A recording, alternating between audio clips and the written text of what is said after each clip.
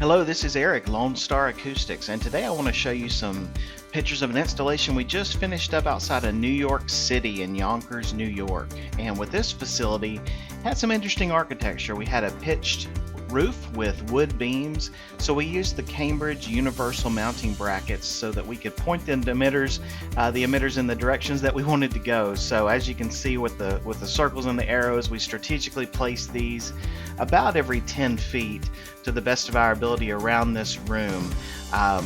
The white universal brackets blended in nicely, and a lot of folks would go away from this installation because it's not a drop ceiling, but it's no problem for us.